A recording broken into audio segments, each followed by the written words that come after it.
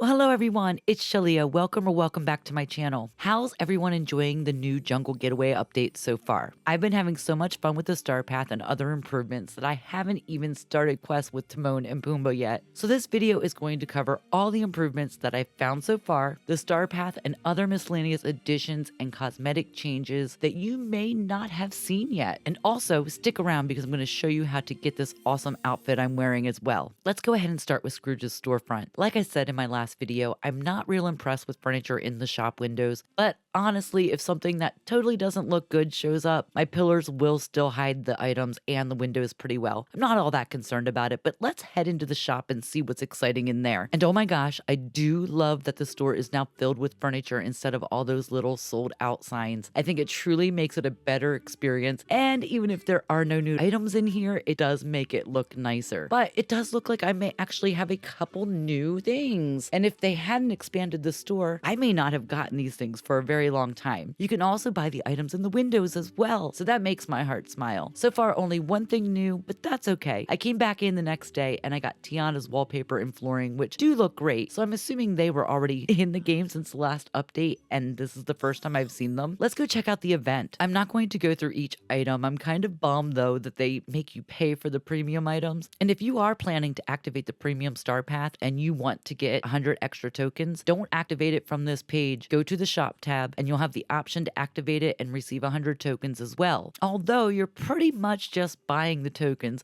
but you will end up with 20 free tokens with the 2800 option. Because it costs 100 moonstones for 10 tokens normally, and with the discount from 3000 down to 2800, this option will give you those 20 free moonstones. But you are actually paying for 80 of them. But at least you are getting something free with this option. So you do you. It doesn't matter which way you go. As long as you unlock that premium, you will get all the premium items. And if you watched my last video, I told you all that I had sang in a band, so I was so looking forward to this star path, and it's truly not disappointing. The only thing I wish was that we could step onto the stage when we're not actually taking a photo. The only time we can get on it is when we do use it as a photo booth for the villagers. It's cute, but not exactly what I was hoping for. I think if the villagers also had rock outfits, this photo booth stage would have been totally better, but it's fine really. It does look pretty cool, and maybe the developers will use the rock outfit idea in the next update. Hint, hint, Dreamlight Valley devs. All right, enough about the star path. You guys can go check that out on your own later. Now, this next feature is pretty awesome. They added a skip feature in Dream Snaps. You can now just skip up to 10 Dream Snaps a day. So when you get the boring ones that don't really go with the theme or,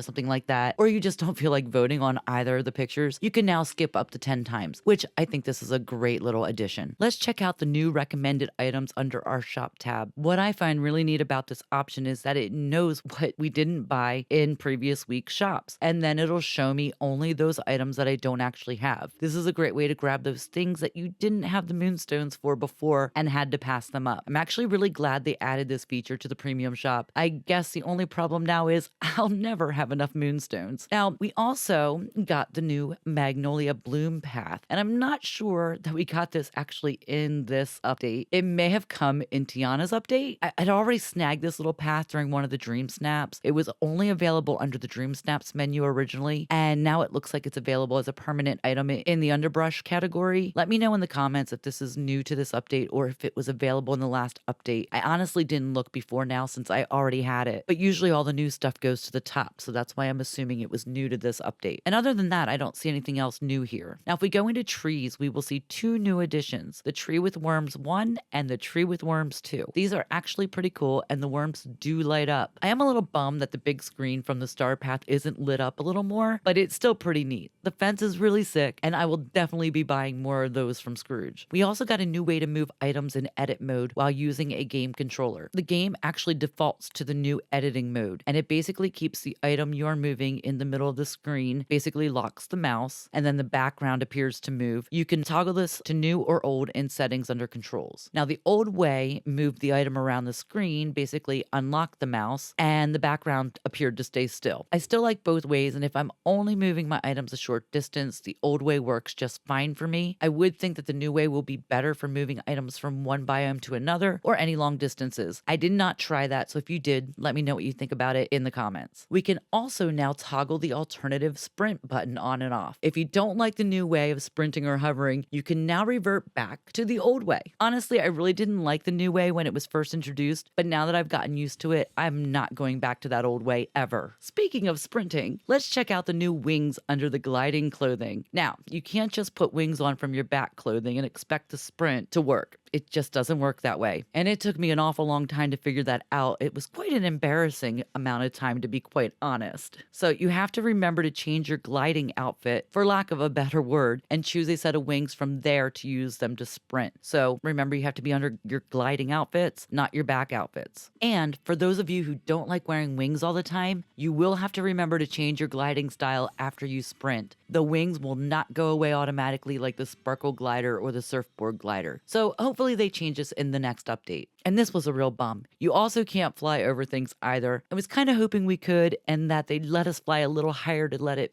give us that real flying feel. But oh well, we got a lot of improvements in this update, so I'll just be satisfied with what we got for now. And here's something I know y'all have been wanting, and if you have candy left over from last year's event, you should be able to make the new Mickey Halloween candy bowl now. The recipe is already available at your crafting table, at least it is at mine, and I don't believe we were supposed to get that until closer to the trick-or-treat event, but I got it the same day as the update. I don't know if that was just a glitch or if everybody got that and it was a big glitch. To make this adorable little candy bowl, you'll just need clay and 2 of each of the green, purple, and red candy. If you're new to the trick-or-treat event, you'll find all the candy in the plaza once the event begins on the 23rd. And before I forget, the code to grab one of the new Loungefly backpacks is now active, so make sure you go claim that right away. You want to go into your settings, help, and type the code in, and then hit claim. The code's right there on the screen for you. Once you've hit claim, you will receive your new Mickey Boo Loungefly backpack in your mailbox. And just look how cute this is. I am absolutely in love with it, but my hair bleeds into it, so that's a bum. Let's go change my hair quick. What do you all think? Isn't this the cutest backpack? Let's check it out in the dark. And I love it even more now that I see it in the dark. This is my favorite backpack in the game now, and I have no idea what I'm going to do after Halloween. I'm probably still going to wear it occasionally since it is very, very cute. Make sure you get that. Don't forget. Let's head on back over to the crafting table and talk about the new tracking tool. The new tracking has been a saving grace the past few days for me. I am absolutely a fan, and it's so easy to use. You just have to go to a recipe that you do not have enough material for. It will not work on ones that you already have the material, okay? It only works on the ones that you do not have the material to make. Your crafting items that are grayed out are the ones you're looking for. When you click on one of them, you'll see that you're missing materials to make that. Down underneath where